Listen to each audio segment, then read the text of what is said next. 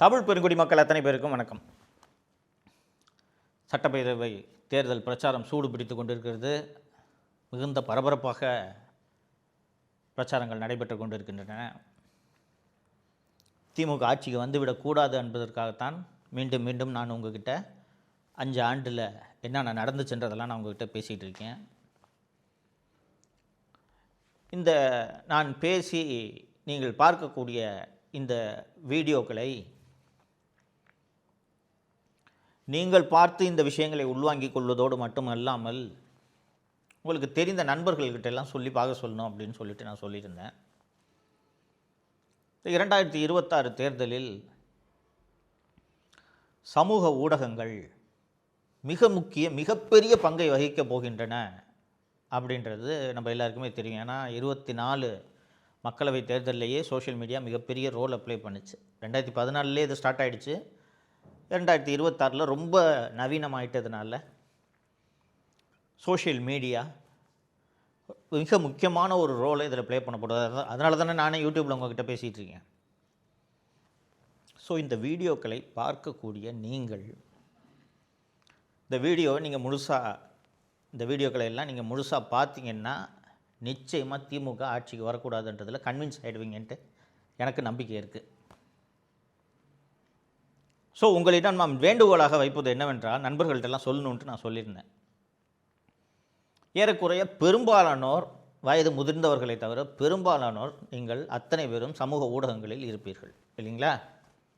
Insta, Twitter, Facebook, Snapchat இது அதுன்னு ஏகப்பட்டது இருக்குது. அதில் நீங்கள் இருப்பீங்க அப்படின்றதில் எந்த சந்தேகமும் இல்லை. இந்த வீடியோக்களை நீங்கள் பார்ப்பது மட்டுமல்லாமல் இந்த சமூக ஊடகங்கள் மூலமாக அத்தனை பேரும் பார்ப்பதற்கான வேலைகளை நீங்கள் செய்ய வேண்டும். உதாரணத்திற்கு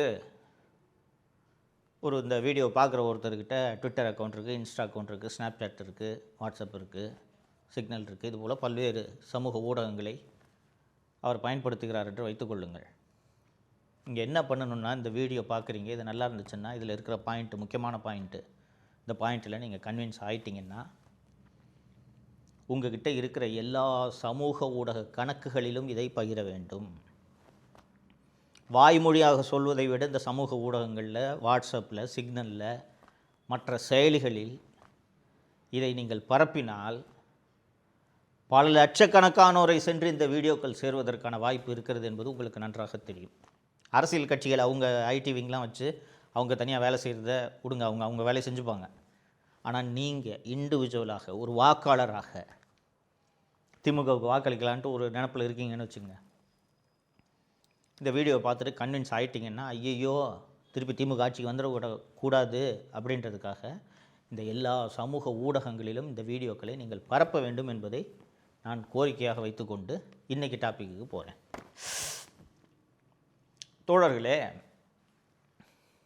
மு.க. ஸ்டாலின் முதல்வர் அவர்களை பொம்மை முதல்வர் என்று நான் தொடர்ந்து சொல்லிகிட்டு இருக்கேன். நிர்வாக திறனற்ற முதல்வர், அறிவற்ற முதல்வர், அனுபவமற்ற முதல்வர்.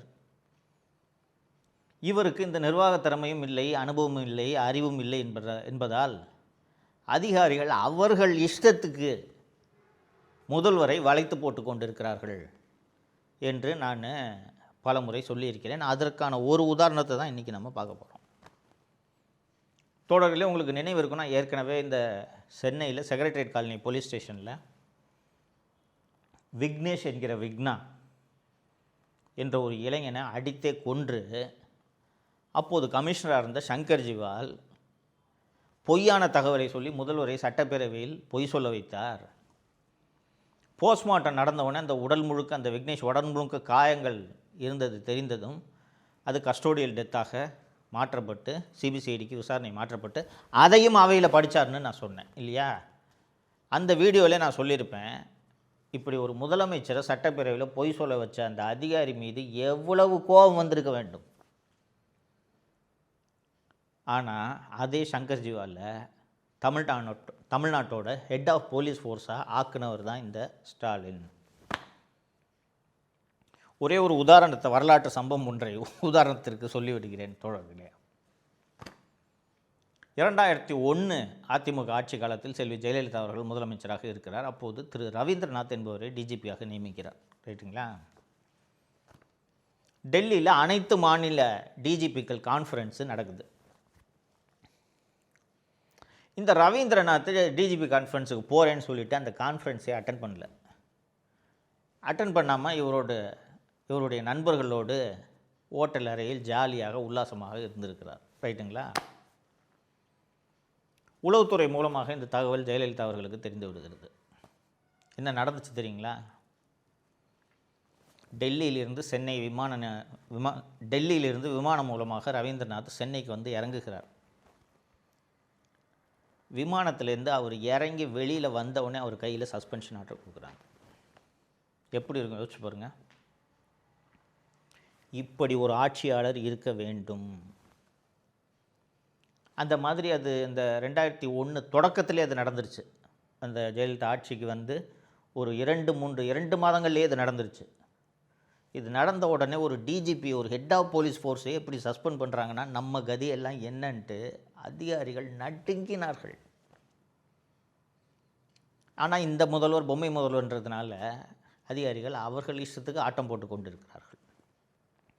தோழர்களே, இந்த சங்கர் ஜிவாலை ஹெட் ஆஃப் போலீஸ் ஃபோர்ஸாக டிஜிபியாக நியமித்தார் என்று நான் சொன்னேன். டிஜிபிக்களோட நியமனம் தொடர்பாக உச்சநீதிமன்றம் பிரகாஷ் சிங் என்ற வழக்கில் சில வழிமுறைகளை வகுத்தது. அதாவது ஆட்சியாளர்கள் காவல்துறையை மிஸ்யூஸ் பண்ணுறாங்க அப்படின்றதுனால டிஜிபியாக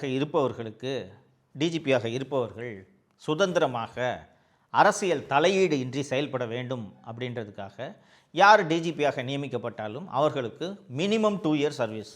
ரைட்டாக? 60 வயசில் ஒரு அதிகாரி ஓய்வு பெறணும்.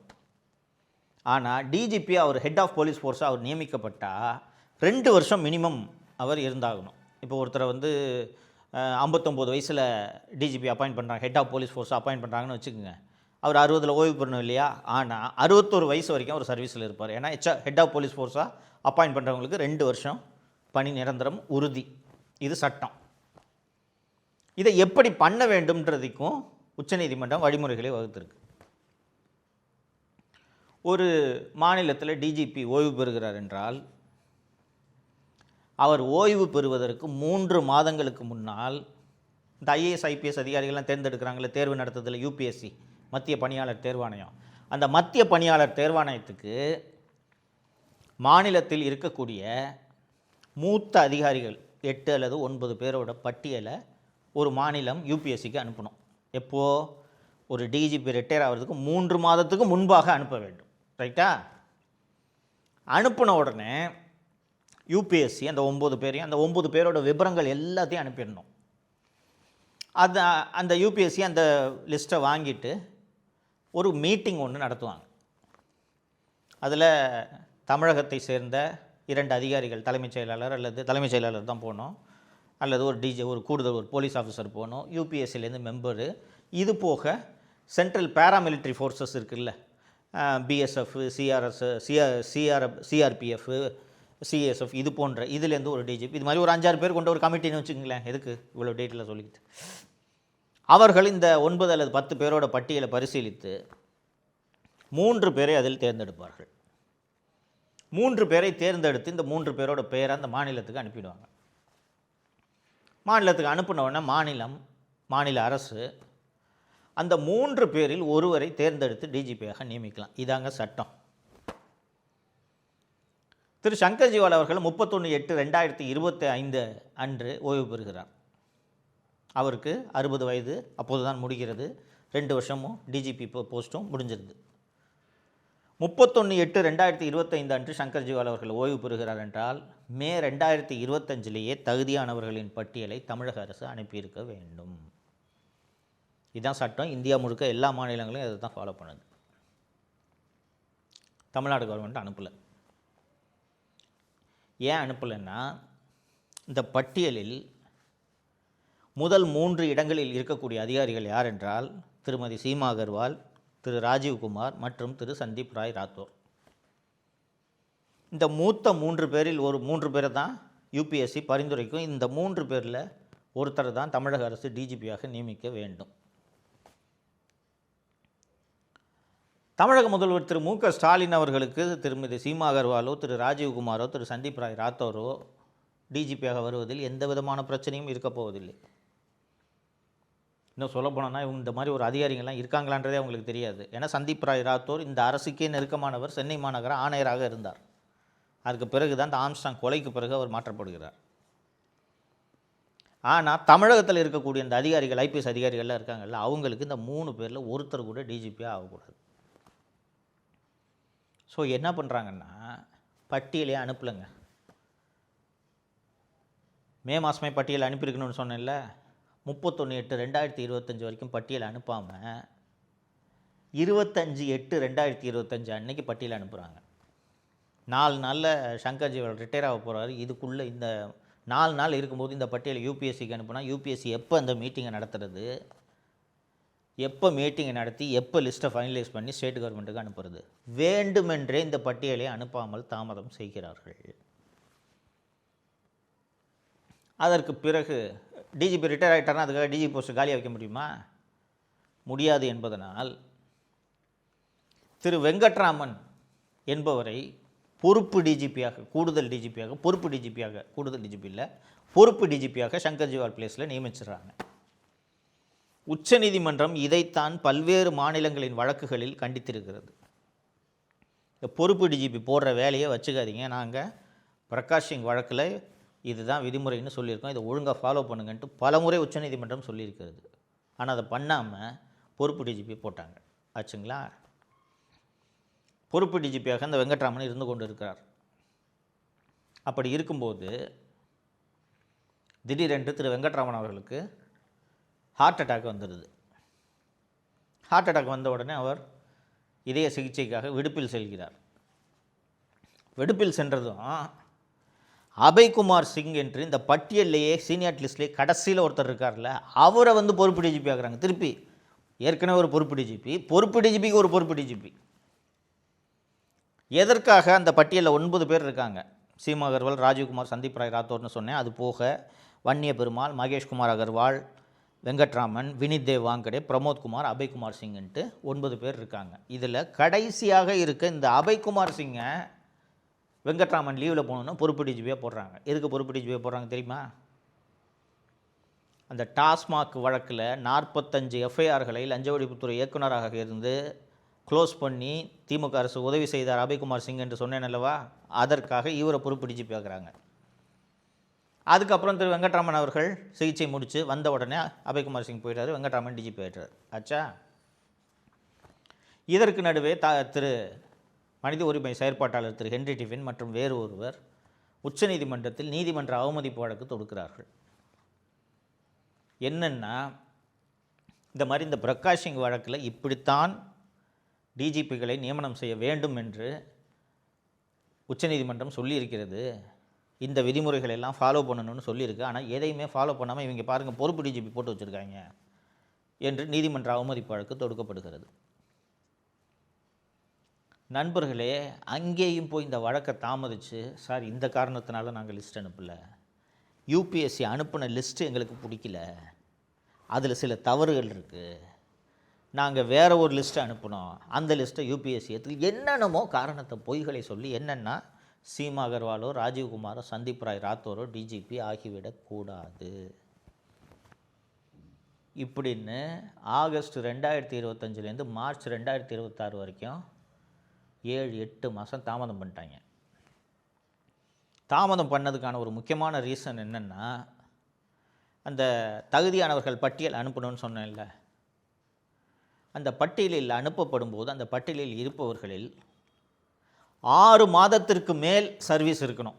ஃபார் எக்ஸாம்பிள், ஒருத்தருக்கு 60 வயசில் ரிட்டையர் ஆகணும் இல்லையா, அவர் இன்னும் 4 மாதத்தில் ரிட்டையர் ஆகிறாருன்னு வச்சுக்கோங்க, அவர் பேரே இதில் சேர்க்கக்கூடாது அப்படின்ட்டு அதில் ஸ்பெசிஃபிக்காக பிரகாஷ் சிங் ஜட்ஜ்மெண்ட்லேயே இது சொல்லியிருக்கு. திருமதி சீமா அகர்வால் அவர்கள் தப்பித்தவரை கூட டிஜிபி ஆகிவிடக்கூடாது என்பதற்காகத்தான் இவ்வளவு டிலே பண்ணுறாங்க. திருமதி சீமா அகர்வால் அவர்கள் இன்னும் 4 மாதங்களில் ஓய்வு பெற இருக்கிறார். இப்போ அவர் இந்த பதவிக்கு தகுதியானவர் அல்ல. அதனால் திருமதி சீமா அகர்வால் பெயரை விட்டு வேறு ஒரு பட்டியலை அனுப்புகிறாங்க. இது எப்போ? மார்ச் மாதம் நடக்குது. இப்படி குளறுபடிக்கு மேல் குளறுபடி செய்து கடைசி வரை உச்சநீதிமன்றத்தின் தீர்ப்புப்படி மார்ச் மாதம் வரை டிஜிபி நியமனம் செய்யவே இல்லை. கடைசியாக மார்ச் 20 யூபிஎஸ்சி ஒரு கூட்டத்தை நடத்தி தமிழகத்துக்கு யார் டிஜிபி என்பதை முடிவு செய்ய வேண்டும் என்று உச்சநீதிமன்றம் ஒரு நீதிமன்ற அவமதிப்பு வழக்கில், இது தொடர்பான நீதிமன்ற அவமதிப்பு வழக்கில் தீர்ப்பளிச்சிட்டாங்க. இதுக்கப்புறம் அவங்க டிஜிபி அப்பாயின்ட் பண்ணால் என்ன, பண்ணலன்னா என்ன? தேர்தல் அறிவிப்பு வந்தால் தேர்தல் ஆணையம் தான் டிஜிபியை நியமிக்கப் போகிறது இல்லையா? இவங்க யாரை டிஜிபியை நியமித்தாலும் அந்த டிஜிபி மீது புகார் இருந்தால் அவர்களை மாற்றிவிட்டு தேர்தல் ஆணையம் வேறு ஒரு டிஜிபியை, தேர்தலை நியாயமாக நடத்துவதற்கான டிஜிபியை தேர்தல் ஆணையம் நியமிக்கப் போகிறது. தோழர்களே, ஒரு டிஜிபியை இப்படி தான் நியமிக்கணுன்றது தான் சட்டம் இல்லையா?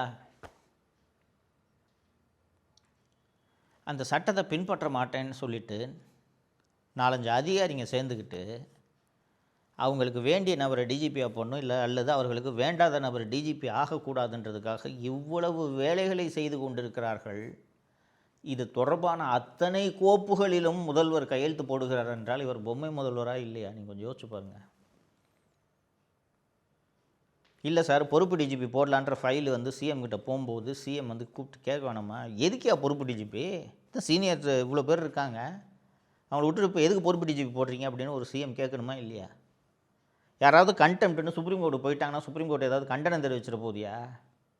நீங்கள் பாட்டு அவசரப்பட்டு இந்த மாதிரிலாம் பண்ணுறீங்க, எதுக்கே அப்போ பொறுப்பு டிஜிபி போடணுன்னு கேட்கணுமா இல்லையா?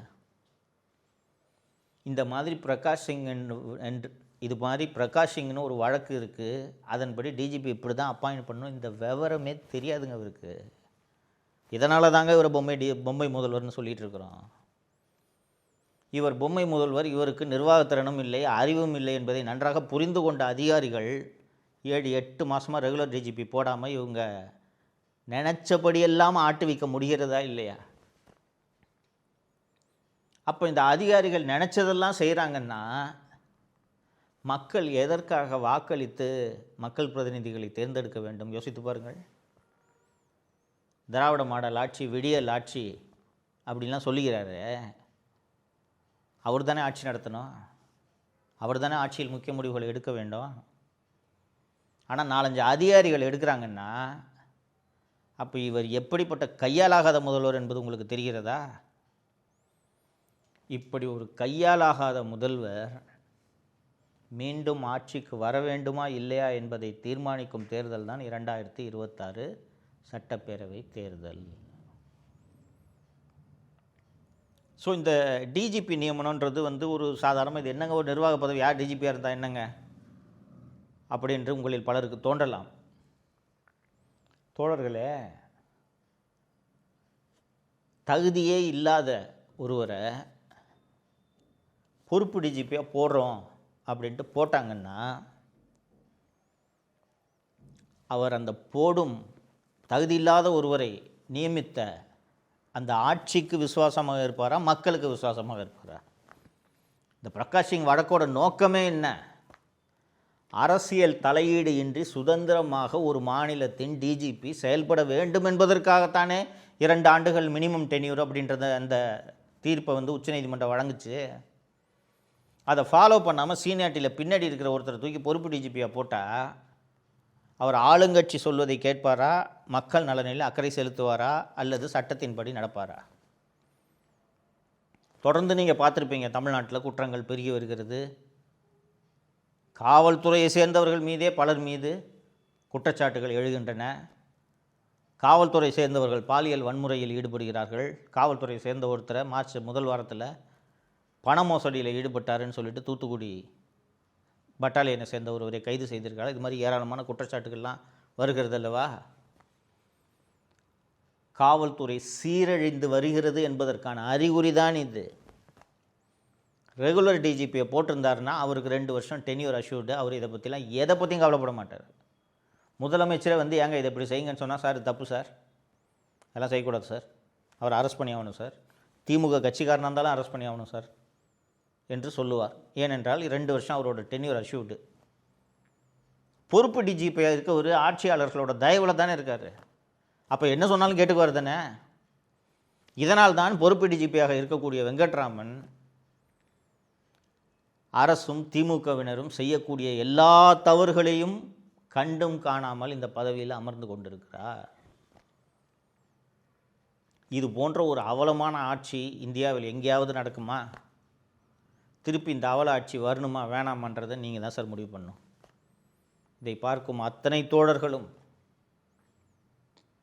நன்றாக யோசித்து திமுக என்ற தீய சக்தி மீண்டும் ஆட்சிக்கு வராமல் தடுப்பதை உறுதி செய்ய வேண்டும் என்பதை இந்த நேரத்தில் உங்களுக்கு தெரிவித்துக்கொண்டு இன்னொரு வீடியோவில் சந்திப்போம். நன்றி.